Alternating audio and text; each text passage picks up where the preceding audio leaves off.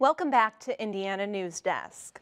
Invasive species can be a nuisance for property owners and can also negatively impact the environment as a whole. Sophia Salaby takes a look at what managers of one local lake are doing to stop the spread of invasive plants. For Susan Snyder-Salmon, Monroe County's Lake Lemon has been a constant in her life.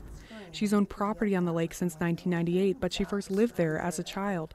Her husband also grew up on the opposite side of the lake, and this connection brought the two together. He was at the East End at Salmon Harbor in that area where his family developed the area.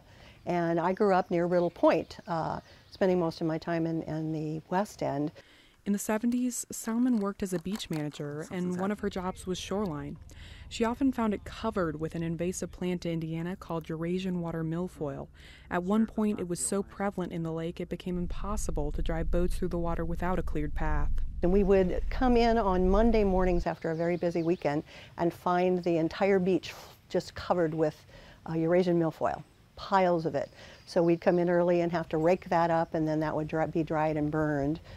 Eurasian water milfoil made its way from Europe and Asia to approximately 126,000 acres of lakes and impoundments across the state, and continues to be a problem today at Lake Lemon. While you won't see it completely covering the lake, the plant can be found in shallow waters and near shorelines. It affects recreation, including swimming, fishing, and boating. It can range anywhere from 2 feet long to, if it's in deep water, it can grow as tall as 10 feet. But it's a small stalk with tufts of leaves that come off of it. The lake budgets about $50,000 a year to treat the milfoil and other invasive plants, and the State Department of Natural Resources kicks in about $5,000. That money comes from the DNR's Lake and River Enhancement, or LAIR program, whose funds are paid for by annual boater registration fees. Every year, a third of the program's money goes to aquatic vegetation management, and this spring, LAIR awarded nearly $600,000 to 42 lake projects to combat invasive plants. Lake Lemon has a history of Eurasian water milfoil. We've been treating that as a maintenance lake out there for many years.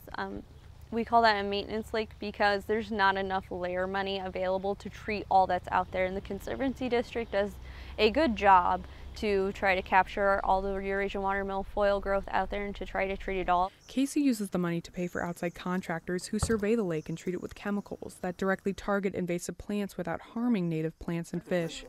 In the winter, he brings the lake's level down by a few feet in an effort to kill off invasive plant roots. But ultimately, he says it's up to lake visitors to help stop the spread of invasive plants from lake to lake. The biggest thing about that is just education from boaters, getting them to clean off their hulls, dump out their live well water, any type of water that their boat has taken on. It's really just trying to, when you get to the areas, any water you take on, any potential animals, you want to stop there, you want to release everything out, clean it before you leave the lake. As someone who's lived on the lake for most of her life, Salmon understands this responsibility. She's even involved with the group Monroe County Identify and Reduce Invasive Species, which seeks to educate the community on the threat of invasive species like Eurasian water milfoil. We didn't get to this point either on our land species or in the lake by accident. Someone introduced these species, or they came in through a boat owner not cleaning off their propellers or their bilge water. And Havlin says taking care of the environment now is one of the most important ways of preserving it for future generations. It's important to be good stewards of our environment for future generations. If you grow up on a lake, there's always those fond memories of, oh, I grew up on this lake and this is what it used to be like and this is how I remember it. So for future generations, it's important. It's important for the environment. For Indiana News Desk, I'm Sophia Salaby.